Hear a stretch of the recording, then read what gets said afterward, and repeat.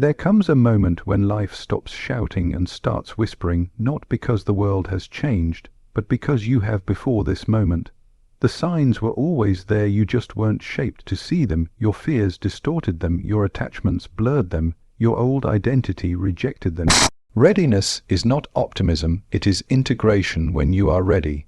The universe no longer teaches you through chaos, it teaches you through mirrors. You begin to notice that what irritates you is revealing your shadow, what attracts you is calling forth your hidden potential, and what keeps repeating is demanding consciousness when you are not ready. You blame fate when you are ready. You recognize patterns, synchronicities appear, not as magic, but as alignment. The outer world begins to respond to an inner order you have finally established. You stop asking, "Why is this happening to me?" and start asking, "What part of me is this awakening?" The universe does not reward desire, it responds to wholeness. When you accept your darkness without becoming it, when you honor your wounds without living inside them, when you stop chasing meaning and begin embodying it, that is when life places the next door in front of you, not with force, but with precision, and you realize the universe was never testing you. It was waiting for you to become someone capable of receiving what you asked for. Readiness does not arrive as a sudden blessing from the outside world, nor does it come through luck, timing, or the approval of others. It forms slowly within the psyche, shaped by years of internal conflict, silent observation, and the gradual collapse of illusions. Inner integration begins when a person stops dividing themselves into acceptable and unacceptable parts. For most of life, energy is spent maintaining this division, presenting a controlled identity to the world while exiling fear, anger, desire, grief, and doubt into the unconscious. This fragmentation creates tension, and that tension is often mistaken for fate working against us. In reality, it is the psyche demanding unity. External change feels attractive because it offers the fantasy of relief without responsibility. A new environment, a new relationship, a new role, or a new belief system promises transformation. But without inner integration, these changes only rearrange the same internal chaos. The same conflicts reappear in different forms. The same emotional wounds are triggered by new faces, and the same dissatisfaction resurfaces once novelty fades. This repetition is not punishment. It is the psyche's insistence that no outer shift can replace inner work. Integration begins with awareness, but awareness alone is not enough. It requires the courage to remain present with what has been avoided. The mind resists this because unintegrated parts often carry pain, shame, or fear. Yet these parts persist because they hold vital energy. What is rejected does not disappear, it acts from the shadows. A person who denies their anger becomes passive or resentful. A person who rejects vulnerability becomes emotionally rigid. A person who disowns their desire loses vitality. Integration is not indulgence, it is recognition. As this process unfolds, the individual starts to experience themselves less as a collection of contradictions and more as a coherent whole. This coherence does not mean perfection or constant peace. It means that inner conflicts are no longer fought blindly. Instead of being possessed by emotions, the individual can observe them. Instead of projecting inner tensions onto the world, they can trace them back to their source. This shift changes how reality is interpreted. Events that once felt hostile or meaningless begin to reveal psychological relevance. External change often feels dramatic, but it is unstable. Inner change is subtle, but it restructures perception itself. When perception changes, the world appears different without actually becoming different. Opportunities that were previously invisible become obvious. Boundaries that once felt impossible to assert become natural. Situations that once provoked anxiety lose their grip. None of this happens because circumstances improved. It happens because the inner lens through which life is viewed has been recalibrated. Readiness, then, is not about being free from fear, but about no longer being governed by it. Fear remains, but it no longer dictates identity. Doubt remains, but it no longer paralyzes action. Pain remains, but it no longer defines meaning. This internal balance creates psychological weight. The individual becomes grounded, less reactive, less dependent on validation, and less desperate for outcomes. This groundedness is often mistaken for confidence, but it is deeper than that. It is self-containment.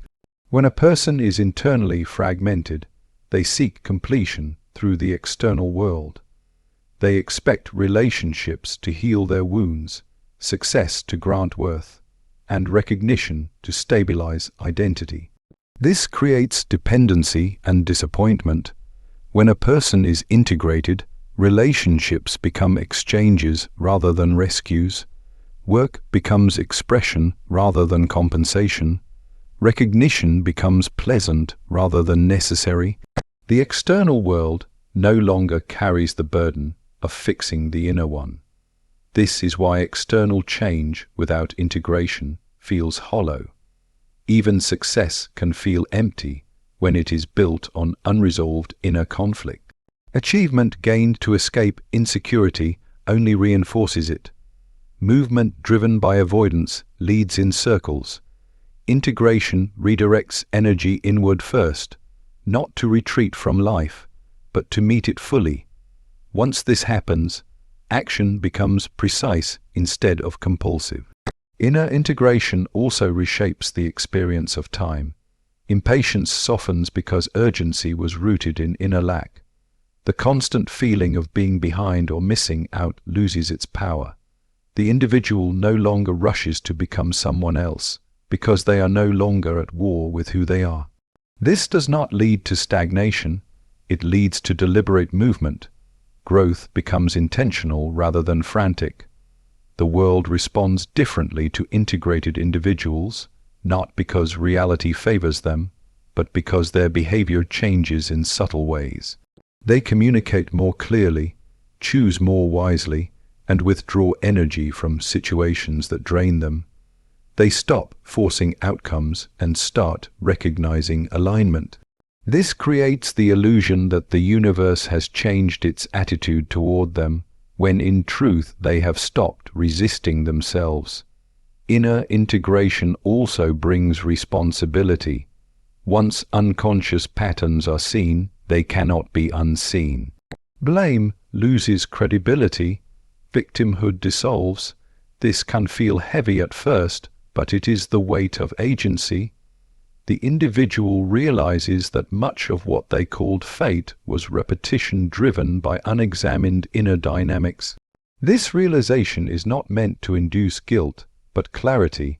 As integration deepens, the personality becomes less rigid.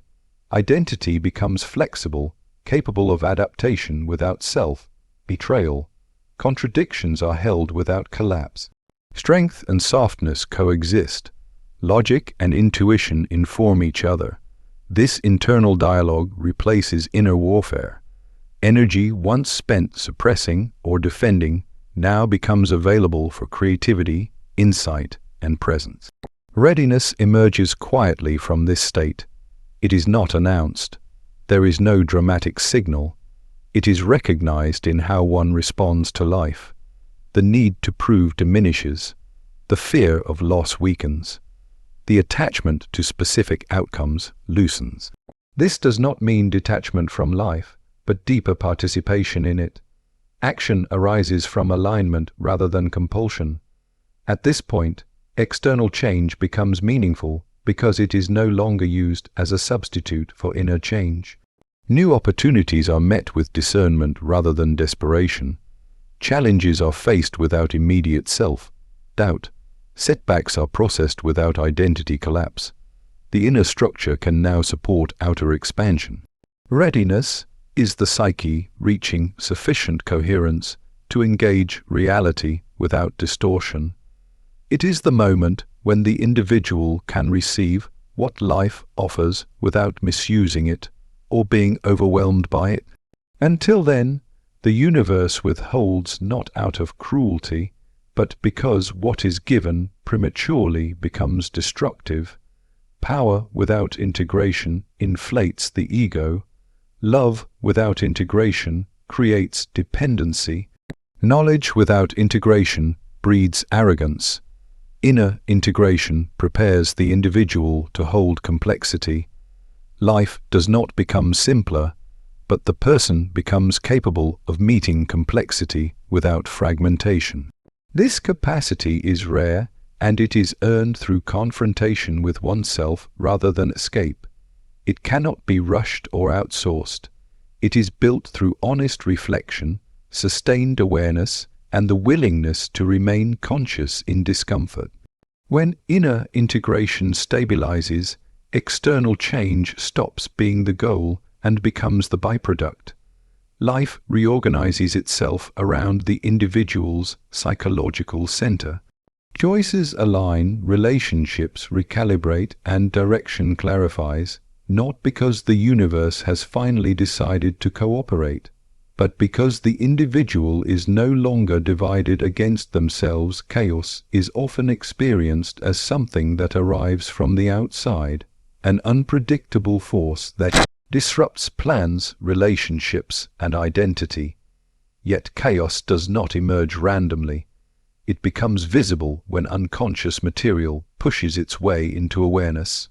Before conscious awareness develops, life feels hostile and disordered because the psyche cannot yet recognize the meaning embedded within events.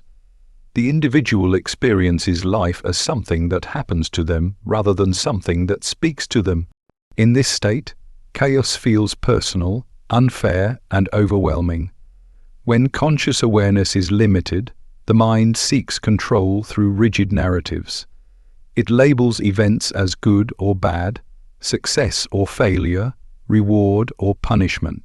These categories provide temporary comfort, but they flatten reality. Anything that does not fit the narrative is experienced as threat. Inner contradictions are denied, and the energy of what is denied accumulates. Chaos appears when this pressure exceeds the psyche's capacity to suppress it. What seems like external disorder is often the eruption of internal imbalance. As awareness grows, the relationship with chaos begins to shift. Instead of reacting immediately, the individual starts to observe. Observation creates psychological space. In that space, patterns begin to emerge. Similar conflicts repeat in different contexts. The same emotional reactions surface in response to different people. The same obstacles appear just when progress seems possible. These repetitions are not accidents. They are symbolic expressions of unresolved inner dynamics seeking recognition. Meaning does not appear instantly. At first, awareness simply reveals discomfort. Old coping strategies stop working. Denial becomes impossible. Projection weakens. The individual can no longer convincingly blame others or circumstances for everything that happens. This stage often feels worse than ignorance because clarity exposes responsibility. Yet this exposure is necessary. Chaos cannot be transformed while it is being resisted or misattributed. Conscious awareness changes the function of chaos. What once disrupted now instructs. Emotional reactions become signals rather than enemies. Anxiety points to misalignment. Frustration highlights blocked energy. Depression indicates loss of meaning. Each state carries information. Without awareness, this information is experienced as suffering. With awareness, it becomes guidance. The same inner states exist, but they are interpreted differently. As patterns become clearer, the individual starts to recognize that chaos has structure. It follows psychological laws rather than random chance. Inner conflicts generate outer friction. Unintegrated traits attract corresponding situations. Avoided truths manifest as repeated crises. This recognition dissolves the illusion of randomness. Life begins to resemble a dialogue rather than a battlefield. Meaningful patterns often reveal themselves through relationships. People enter life carrying traits that reflect unacknowledged aspects of the self. Admiration and irritation are equally revealing. What is admired often represents unrealized potential. What is despised often mirrors denied qualities. Repeated relationship dynamics are not proof of bad luck. They are invitations to awareness. Once the underlying pattern is recognized, its emotional charge begins to weaken. Chaos also appears during periods of transition. When an old identity no longer fits, but a new one has not yet formed, the psyche enters uncertainty. This liminal state feels disorienting because familiar structures dissolve. The mind tries to restore order by clinging to outdated roles, beliefs, or goals. Resistance intensifies chaos. Awareness softens it. By observing the discomfort without immediately trying to escape it, the individual allows new meaning to emerge. As awareness deepens, synchronicities become noticeable. Events align in ways that feel personally significant without being logically connected. These experiences are not violations of causality, they are reflections of inner coherence. When the psyche is fragmented, attention is scattered. When awareness integrates inner life, attention sharpens. Meaningful coincidences are noticed because the individual is attuned to symbolic resonance. The transformation of chaos into pattern does not eliminate difficulty. Challenges remain, but they are no longer experienced as senseless. Pain still occurs, but it carries direction. Loss still happens, but it reveals values. Failure still arises, but it exposes false assumptions.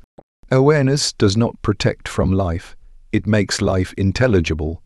Over time, the individual develops trust in this process, not blind optimism, but experiential trust rooted in recognition. They have seen how confusion eventually revealed insight, how breakdown preceded clarity, how disruption forced growth. This trust reduces panic when chaos appears.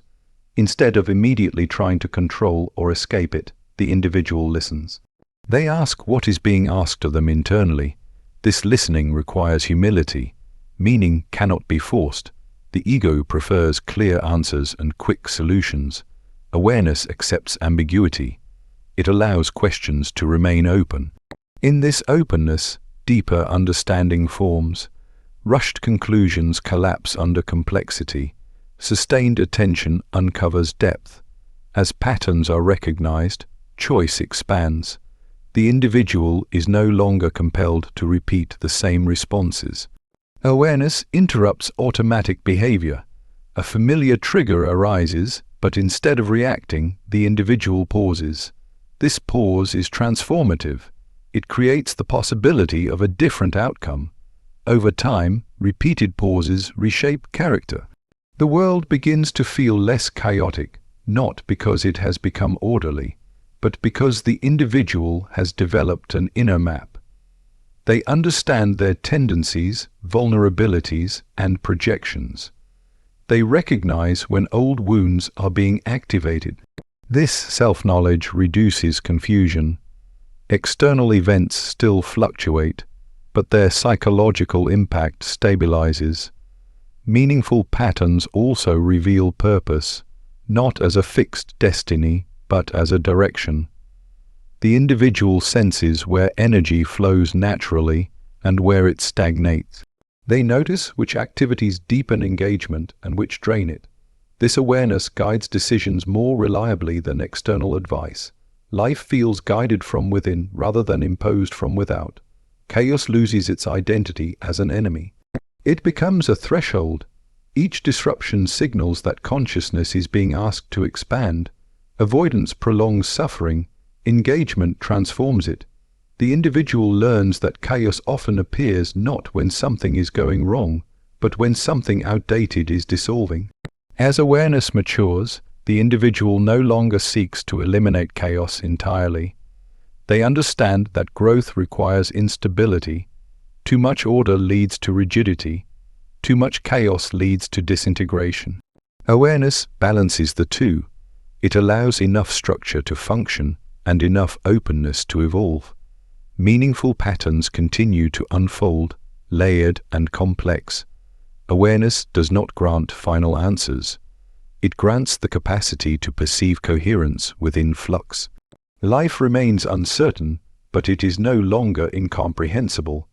Chaos becomes a language, and awareness becomes the capacity to listen. Desire is often mistaken for power. People believe that wanting something strongly enough will bend reality in their favor, that intensity of longing can substitute for inner readiness. Yet desire, when unexamined, is usually born from absence. It arises from what feels missing, wounded, or incomplete. When action is driven by this kind of desire, it carries tension. The individual reaches outward to fill an inner gap, and the world is unconsciously assigned the task of repair. This creates a subtle distortion in how life is approached. Wholeness is fundamentally different from desire. Wholeness does not chase, it contains. It is the state in which a person can hold their contradictions without splitting, their emotions without repression, and their limitations without collapse. From this state, action still occurs, goals still exist, and ambition still moves energy forward. But none of these are fueled by desperation. They are expressions rather than compensations. When desire dominates, perception narrows. The individual sees only what promises fulfillment and ignores what threatens the imagined outcome. Warning signs are dismissed, boundaries are violated, inner discomfort is silenced. This creates a fragile relationship with reality. Success becomes intoxicating because it temporarily masks insecurity. Failure becomes devastating because it confirms it. Life becomes a series of emotional swings tied to external outcomes. The universe, as experienced psychologically, does not respond to the loudness of desire, but to the coherence of the individual. A fragmented psyche sends conflicting signals. One part wants growth, another fears change. One part seeks intimacy, another avoids vulnerability. This inner contradiction creates instability. External circumstances reflect this instability through delays, obstacles, and breakdowns. These are not punishments, but expressions of misalignment. Wholeness emerges through integration. Disowned parts are brought into awareness. Traits once judged unacceptable are examined rather than suppressed. The individual acknowledges their capacity for anger, selfishness, fear, and vulnerability without acting them out unconsciously. This acknowledgement stabilizes inner life. Energy previously used to maintain false self-images becomes available for authentic engagement with the world. As wholeness develops, neediness diminishes. The individual no longer demands that life prove their worth. Relationships are no longer arenas for validation. Work is no longer a battleground for identity. This does not result in indifference.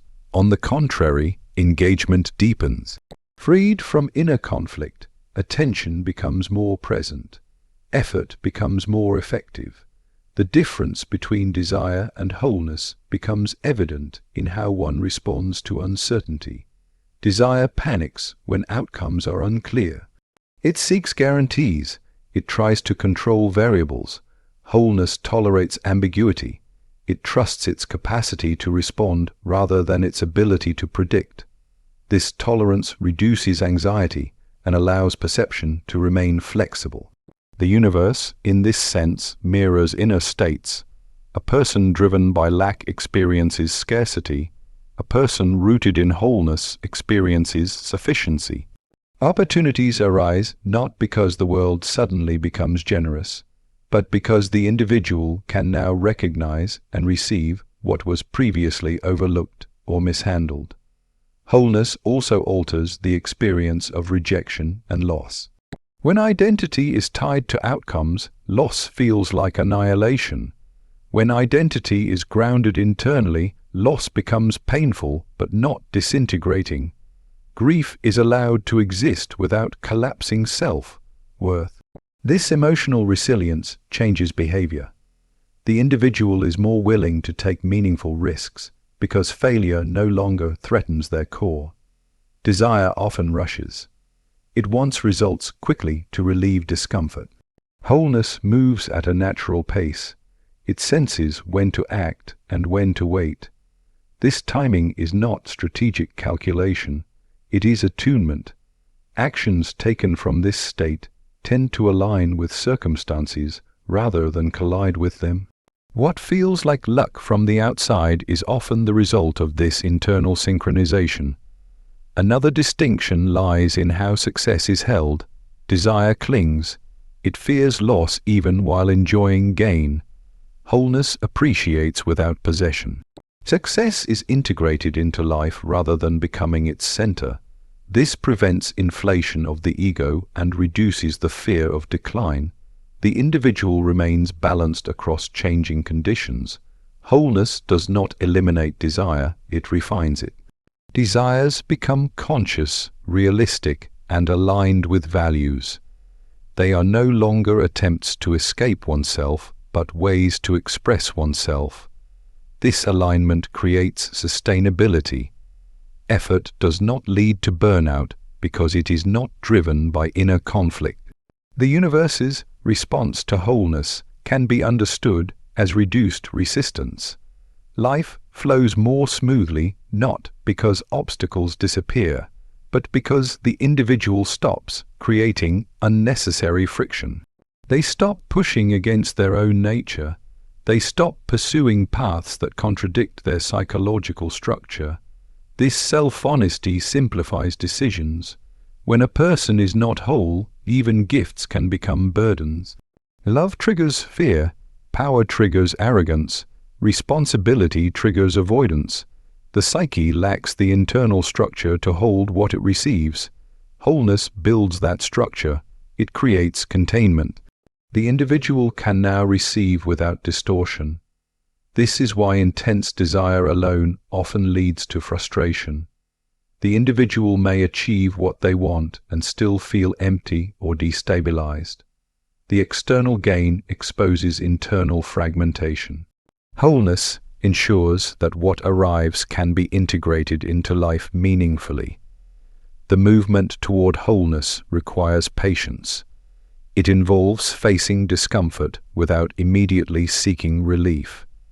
It requires questioning motives, examining fantasies, and tolerating the collapse of illusions.